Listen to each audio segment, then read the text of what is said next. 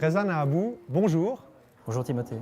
Vous êtes sommelier instructeur à l'école hôtelière de Glion. Vous avez été formé en France, puis en Suisse. Vous avez connu de nombreuses expériences dans des maisons très reconnues. En 2016, vous avez été élu meilleur sommelier de Suisse.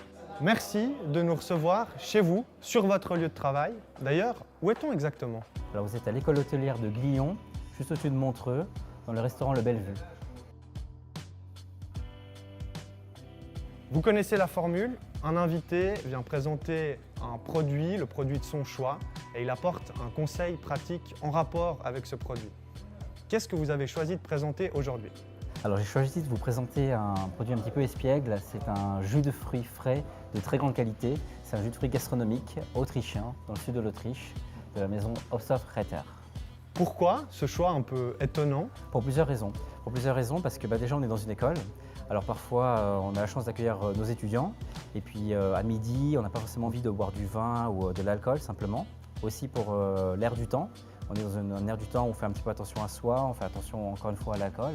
Alors ça permet d'avoir une belle alternative, sachant qu'on est vraiment sur un produit encore une fois gastronomique, donc il y a une qualité intrinsèque magnifique. Et c'est donc un produit qui se consomme finalement comme un vin. Absolument, voilà. Avec une température appropriée, un verre approprié, et on est vraiment dans la dimension d'un vin en termes d'arôme.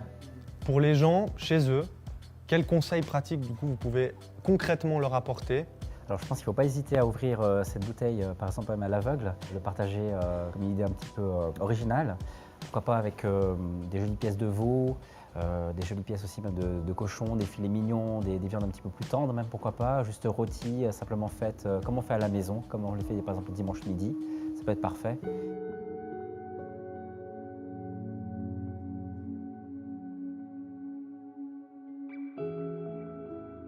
On a un plat chaud, on a un plat froid, mais étonnamment, je vous propose de commencer par le plat froid.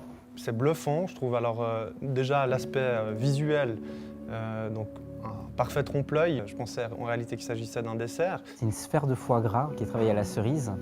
Et puis après, le travail qui est rouge, là c'est plusieurs textures de betterave. Sur le foie gras, accord mes jus. Est-ce que vous pouvez nous expliquer un peu Mais en fait, on a déjà un élément central qui est la cerise, au-delà du foie gras, qu'on va retrouver ici, parce que c'est des vieilles variétés de cerises. On a une dégustation qui est, comme son nom l'indique, un peu riche, un peu gras, parce que c'est du foie gras, même s'il est très fin. Et justement, quand on a un support tannique ici, le support tannique va venir un petit peu désaltérer cet aspect un petit peu riche qu'offre le foie gras. Et après, il y a vraiment, à mon sens, en fait, une liaison qui se fait, un petit peu d'acidité aussi, qui est apportée par la betterave et puis surtout le galinga. Et vous avez l'acidité naturelle du jus. En plat, on a encore regardé le canard dans la version canette. Et voilà, travailler la bigarade. Donc là, c'est un petit peu plus oriental comme recette. Il y a du sarrasin qui va apporter de la croustillance, en fait, à faire comme un relief dans la texture.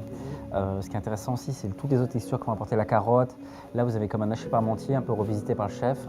Et sur ce plat, que va apporter le jus de cerise? Le jus de cerise, ça va vraiment faire l'effet vin rouge, en fait. Ce côté un petit peu juteux, velouté, des trames un peu semi-puissantes, comme ça, qui va un peu tempérer le canard, qui a une viande entre guillemets un peu sanguine, un peu féreuse. Et puis le tanin va faire support un petit peu pour encore une fois désaltérer et prolonger la gourmandise, prolonger la persistance. Bon, les choses sérieuses commencent. Alors, on voit dedans, vous m'avez dit, c'est... C'est une compotée de cerises griotines. C'est une compotée de cerises griotines. Délicieux, vous goûtez pas? Ouais, avec plaisir. Comment vous avez du coup remarqué En fait, j'en avais juste entendu parler parce que je travaille beaucoup avec le millésime Ziegerthaler.